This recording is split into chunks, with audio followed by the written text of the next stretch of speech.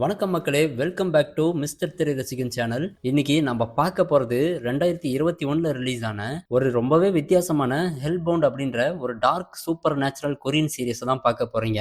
இப்போ நான் சொல்ற மாதிரி இமேஜின் பண்ணி பாருங்க.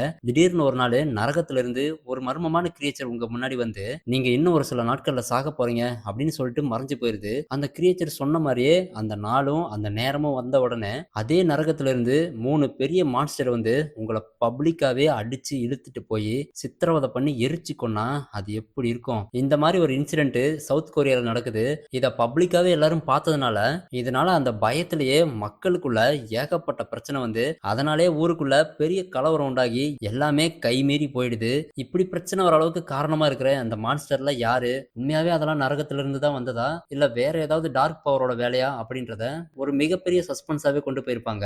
அதுலயும் பல ட்விஸ்ட் அண்ட் டர்ன்ஸ் எல்லாம் இருக்கனால உங்களுக்கு டைம் போறதே தெரியாது. ஆனா எப்படியும் சீசன் 1 ஆல்ரெடி நிறைய பேர் பார்த்திருப்பீங்க. நம்ம சேனல்ல இப்ப சீசன் 2வும் சேர்த்து போடுறதுனால அதனால அந்த கண்டினியூட்டி மிஸ் ஆக கூடாதுன்னு தான் நான் சீசன் 1ல இருந்தே ஸ்டார்ட் பண்றேன். மொத்தமா சீசன் 1லயும் சீசன் 2லயும் 6 எபிசோட் இருக்குது. சோ இதெல்லாம் மிஸ் பண்ண கூடாதுன்னா நம்ம மிஸ்டர் திரை ரசிகன் சேனலை கண்டிப்பா சப்ஸ்கிரைப் பண்ணி வச்சுக்கோங்க. கூடவே அந்த பெல் ஐக்கானையும் கிளிக் பண்ணி வச்சுக்கோங்க.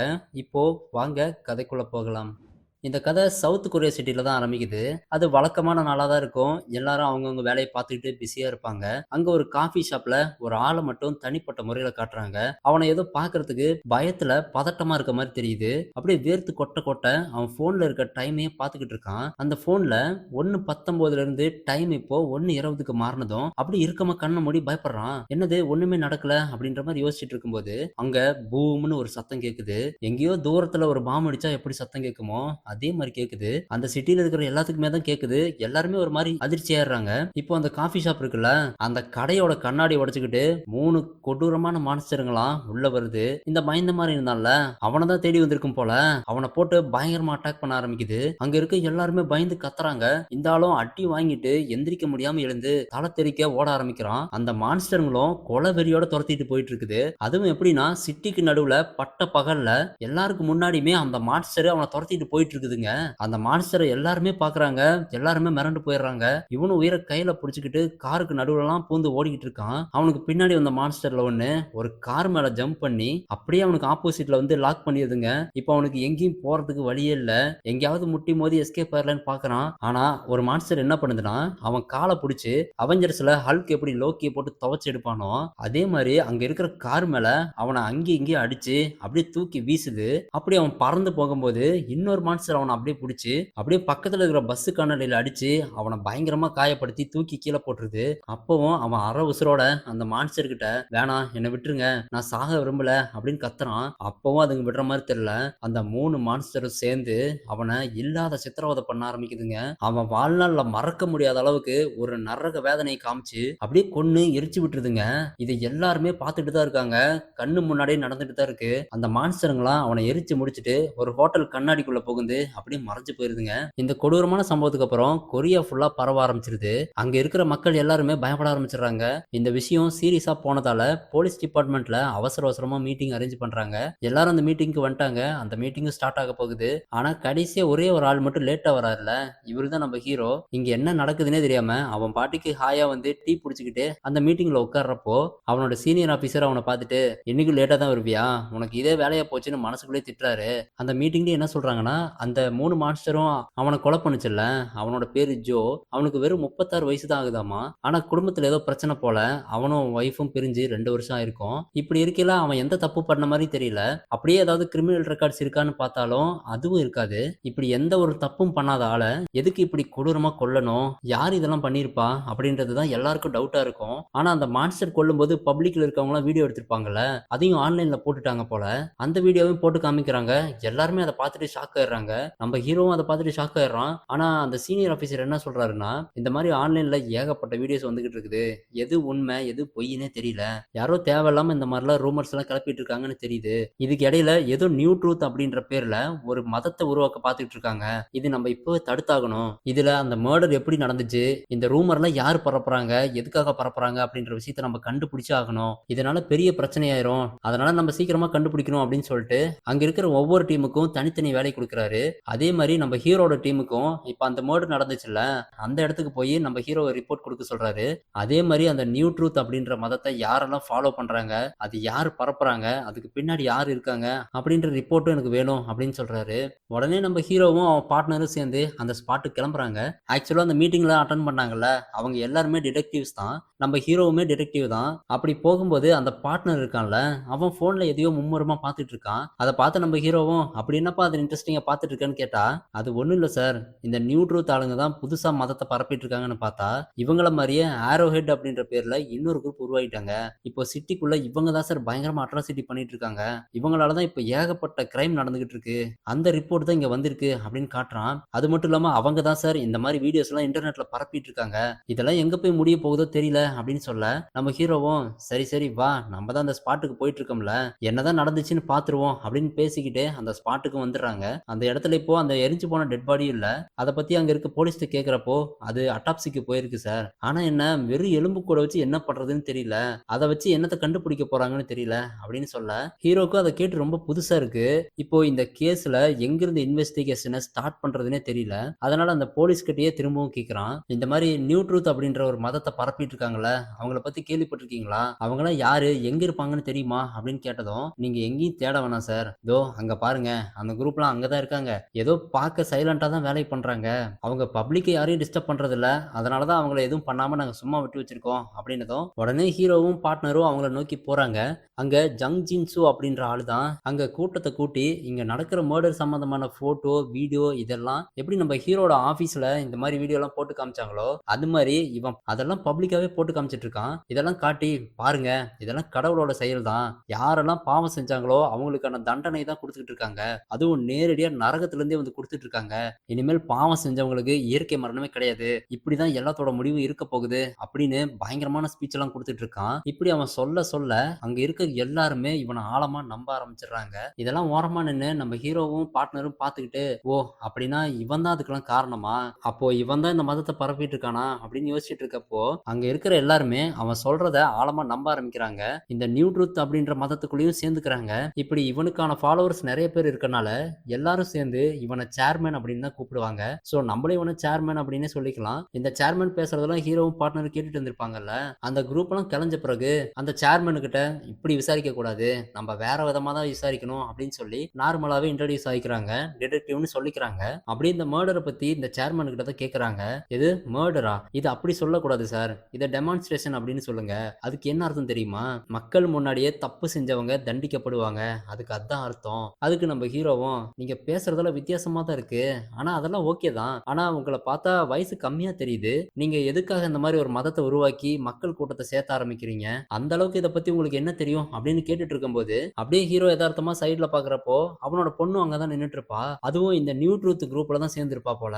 அப்பாவை பார்த்த உடனே விறுவிறுன்னு வீட்டுக்கு கிளம்ப ஆரம்பிக்கிறா. நம்ம ஹீரோவும் பின்னாடியே போய், இங்க என்னமா பண்ற, நீ ஸ்கூலுக்கு போகலையா, நீ எதுக்காக இந்த குரூப்ல சேர்ந்துகிட்டு இருக்க அப்படின்னு கோவப்பட்டு திட்ட ஆரம்பிக்கிறான். அப்பா நான் ஒன்னும் ஸ்கூல்ல லீவ் போட்டு வரல, நான் ஸ்கூல் முடிஞ்சுதான் வந்தேன் அப்படின்னு அவளும் கோவமா பேசுறா. இதனால ஹீரோவுக்கும் செம கோவம் வந்துருது. அவளை திட்டி வீட்டுக்கு அனுப்பி விட்டுட்டு அதே கோவத்துல இந்த சேர்மேன் கிட்ட வந்து, யோ உனக்கு இதுதான் வேலையா, டீனேஜ் பசங்களெல்லாம் இப்படிதான் மேனிபுலேட் பண்ணிட்டு இருக்கியா, உன்னாலதான் எல்லாரும் கெட்டு போறாங்க அப்படின்னு அவனையும் பிடிச்சி திட்ட ஆரம்பிக்கிறாரு. அப்ப கூட அந்த சேர்மன் பொறுமையா தான் சொல்றான், சார் நீங்க என் மேல கோவப்பட வேண்டிய அவசியமே கிடையாது, நான் மக்களுக்கு உண்மையை புரிய வைக்கிறேன் அவ்வளவுதான். அதை நம்பி என் கூட வந்து 4 பேர் சேர்றாங்க, அதுல உங்க பொண்ணு வந்து சேர்ந்திருக்கா, இதுல நான் என்ன பண்ண முடியும் அப்படின்னு சொல்ல, அதுக்கு நம்ம ஹீரோவும் சரி உன்னை பத்தி சொல்லு, நீ எதுக்காக இதை ஆரம்பிச்ச அப்படின்னு கேட்டதும் அதுக்கப்புறம் தான் அவனை பத்தி சொல்ல ஆரம்பிக்கிறான். இவனுக்கு அப்பா அம்மாலாம் கிடையாது.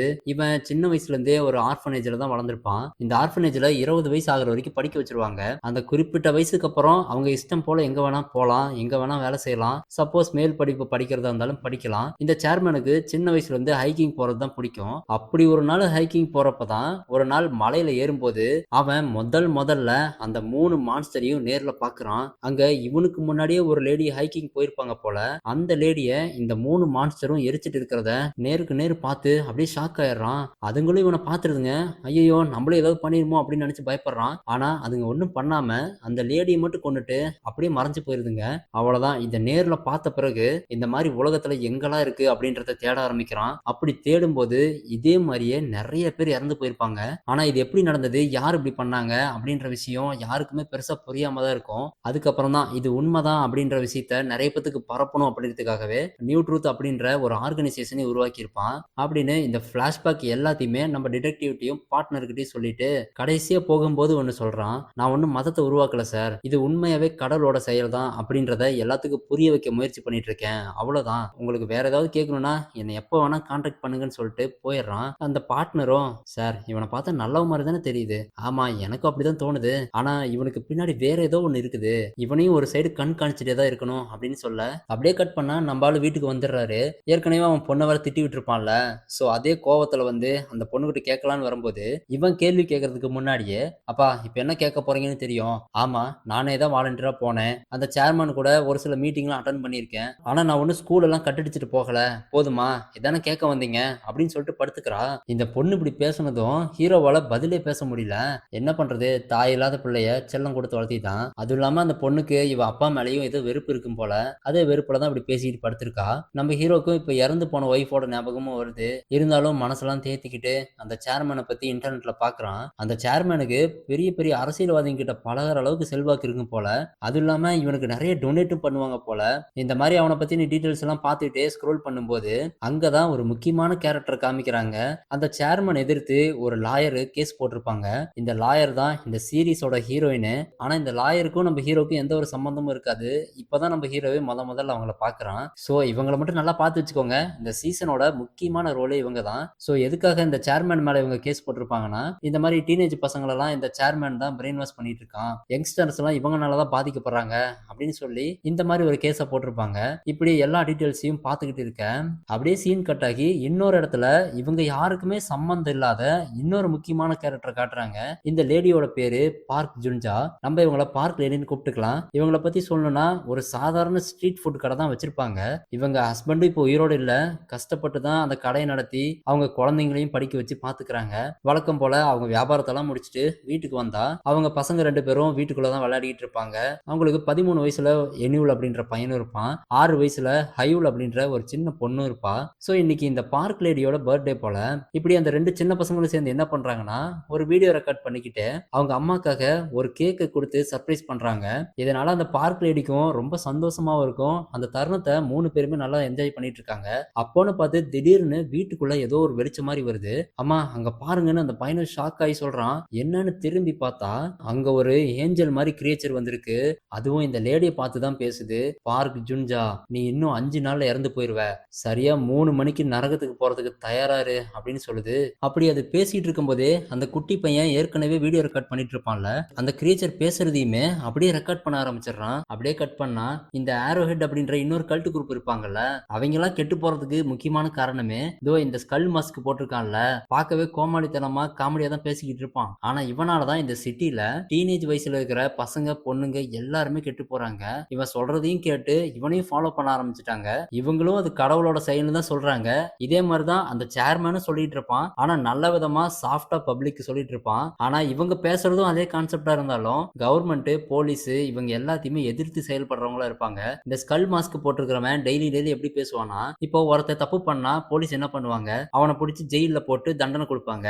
அப்புறம் தண்டனை காலம் முடிஞ்சு வெளியில வந்துருவான். அப்படி தப்பு பண்ணவன் திருந்தினா கூட செஞ்ச தவறு தவறு தானே, அதுக்காக தான் இந்த கடவுளே நேர்ல வந்து தண்டிக்கிறாரு. யாரு பாவம் செஞ்சாலும் அந்த தண்டனை ஏத்துக்கிட்டு தானே ஆகணும். இந்த மாதிரி வார்த்தையெல்லாம் தினமும் சொல்லி சொல்லி அவங்கள நம்ப வச்சு இந்த போலீஸ் டிபார்ட்மெண்ட்டையும் கவர்மெண்ட்டையும் எதிர்க்க வைக்கிறான். அதனாலதான் இவன் சொல்றதெல்லாம் நம்பி இந்த டீனேஜ் பசங்களாம் சிட்டில ஏகப்பட்ட அடாவடித்தனம் பண்ண ஆரம்பிச்சுட்டாங்க. இப்படிதான் ஒரு எழுத்தாளர் இன்டர்வியூ எடுக்கும்போது இந்த ஆரோஹெட்டை பத்தி கேட்கும்போது அவரும் இவங்களை பத்தி ஆப்போசிட்டா தான் பேசியிருப்பாரு. அது இல்லாம இவங்களை பத்தி தப்பு தப்பா பேசியிருப்பாரு. அந்த வீடியோ பப்ளிஷ் ஆன உடனே இந்த கல்ட் குரூப்ல இருக்கிறவங்க என்ன பண்றாங்கன்னா, இவங்க எல்லாரும் சேர்ந்து அந்த ரைட்டரையே கடத்திட்டு வந்துடுறாங்க. அப்படி கடத்திட்டு வந்தவரை அவரை அடி போட்டு பிரிச்சு மேய்ஞ்சி விட்டுறாங்க. அப்படி வழி தாங்க முடியாம, நான் சொன்னதெல்லாம் தப்பு தான்ப்பா, இனிமேல் நான் இப்படிலாம் பேச மாட்டேன், நீங்க சொல்றதெல்லாம் கரெக்ட் தான், ப்ளீஸ் எனக்குன்னு ஒரு ஃபேமிலி இருக்குப்பா, என்னை இப்படியே உயிரோட விட்டுருங்க அப்படின்னு அவரு வாயாலே கெஞ்ச வச்சு அதையவே இன்டர்நெட்ல லைவா போட்டு அவரு மானத்தையும் வாங்கி விட்டுருப்பாங்க. சோ அவரு தான் அதுக்கப்புறம் ஒத்துக்கிட்டாருல, அதனால அவரை உயிரோட விட்டுறாங்க. அவர் என்ன பண்றாருன்னா, தப்பிச்சு வந்த கையோட போலீஸ்லயே கம்ப்ளைண்ட் கொடுத்துறாரு. அதுக்கப்புறம் ஒரு 4 டீனேஜ் பசங்களும் மாட்டிக்கிறாங்க. இப்போ போலீஸ் கஸ்டடியில தான் இருப்பாங்க. சோ இந்த விஷயம் ஹீரோ கிட்டையும் போகுது. சோ நம்ம ஹீரோவும் போலீஸ் ஸ்டேஷன் வந்து அந்த ஸ்கல் மாஸ்க் போட்டுக்கிறவனை பத்தி கேட்கும்போது இந்த பார்ட்னர் இருக்காருல்ல, அவனும் அவனை கண்டுபிடிக்க ட்ரை பண்ணிருப்பான் போல. ஆனா அவனை பத்தி எந்த ஒரு க்ளூவும் கண்டுபிடிக்க முடியல. அவனோட ஐபி அட்ரஸ் ட்ரேஸ் பண்ண முடியாத அளவுக்கு கூட அவ்வளவு செக்யூரா லைவ் ஸ்ட்ரீம் பண்ற அளவுக்கு பெரிய ஆளா இருக்கான் போல. சரி அந்த ரைட்டருக்கு என்னாச்சு அப்படின்னு கேட்கும்போது இதோ அங்கதான் இருக்காரு, அவரோட லாயர் வந்திருக்காங்கன்னு சொன்னதும் ஹீரோவும் அந்த லாயரை மீட் பண்றான். இப்பதான் ரெண்டு பேரும் ஃபர்ஸ்ட் டைம் மீட் பண்ணிக்கிறாங்க. நான் ஆல்ரெடி ஒரு லாயரை பத்தி சொல்லியிருப்பேன்ல, அந்த முக்கியமான கேரக்டர் இவங்க தான் இந்த சீரிஸோட ஹீரோயினும் கூட. சோ நம்ம ஹீரோவும் ஹீரோயினும் ஃபர்ஸ்ட் டைம் மீட் பண்ணிக்கிறாங்க, இன்ட்ரடியூஸ் ஆயிக்கிறாங்க. இன்னொரு பக்கம் அந்த டீனேஜ் பசங்களை விசாரிக்க போனவங்க அந்த பசங்க கிட்ட கேள்வி கேட்டா அவனுங்க போலீஸே கலாய்ச்சி விட்டுறாங்க. இதனால பார்ட்னருக்கு செமையா கடுப்பாகுது. ஆனா இவங்கள ஒண்ணும் பண்ண முடியாது இல்லையா, ஏன்னா இவங்களாம் மைனர் பசங்க, இவங்க மேல கேஸ் போட முடியாது. வேற வழியே இல்லாம அவங்கள வார்னிங் மட்டும் கொடுத்து அனுப்பி விட்டுறாங்க.